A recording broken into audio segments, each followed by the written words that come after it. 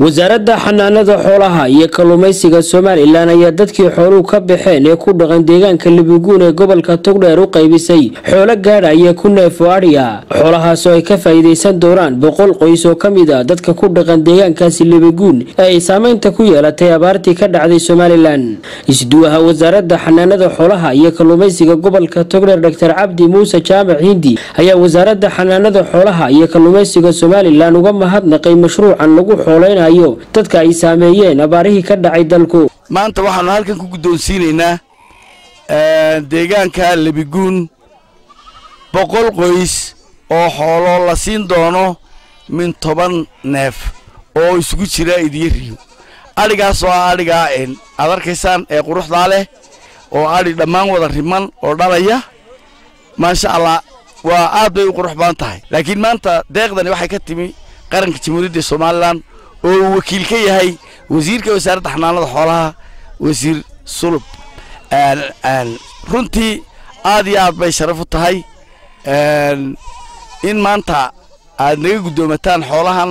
quruxda leh agaasimaha waaxda wax soo saarka ee wasaaradda xanaanada xoolaha iyo kalluumaysiga Soomaaliland Mukhtaar Cabdi Cilmi iyo sidoo kale agaasimaha waaxda qorsheynta Farxaan Axmed Yuusuf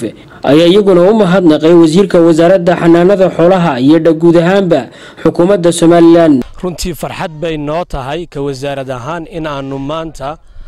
halkan Libigoon aanu ku qaybin doono kun neef oo ah dhaqmaad kuwaas oo la siin doono haddii alla yiraahdo dadkii xooluhu ka baxeen si ay dib uga soo kabtaan dhibtii soo gaadhay xilliga ay ka baxeen xooluhu insha Allah waxaan rajaynayaa dadka reer Libigoon in ay ka faa'iideysan doonaan mashruucan maanta waxaan joognaa Libigoon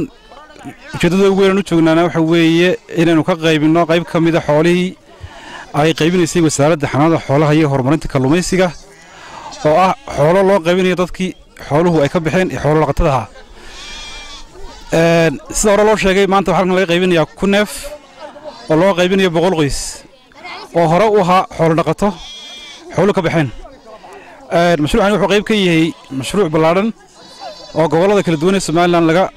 fulinayo gudoomiyaha deegaanka Libigoon ee gobolka Togdheer Axmed Xaaji Xasan Buraale ayaa isaguna wasaaradda xanaanada xoolaha iyo kalluumaysiga Soomaaliland uga mahadnaqay deeqdan ariga ee lagu talagalay inay ka faa'iideystaan dadka xooluhu ka baxeen ee ku dhaqan deegaankaasi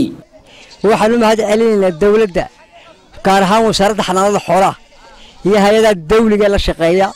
ilaa heer wasiir Sulub waxaan ugu mahadcelinaynaa si heer sare halka waxaan ku qaybsanaynaa maanta كنا فواريا كن كان فوحلسية بقول قيس هو من طبعا كسوا عاري أورقاده وين gudoomiyaha shirkadda qaadatay qandaraaskan Amal Surface Maxamuud Abubakar Maxamed Barqashani ayaa isaguna sheegay inay keeneen xoolo ay dhaqan karaan isla markaana ay ka faa'iideysan karaan dadka ku dhaqan deegaanada ay wasaaradda xanaanada xooluhu ka bixisay xoolahani oo wakiilka ah wasaaradda xanaanada xoolaha uu hogaaminayo wasiir Saciid Sulub Maxamed waa mahadcelinaynaa anagu waxaanu barnaamijkii xoolahan keenay waanu keenay xoolo deegaanadii aanu keenay ay ku farxeen oo aad iyo aad uga mahadceliyeen waa sii wadaynaa insha Allah waxaan isbarbar taagaynaa dawladda iyada dadkeeda dhaqaalaynaysa ee dhowraysa ee maal gelinaysa Khaliil Barawran TV-ga qaranka Soomaaliland magaalada Burco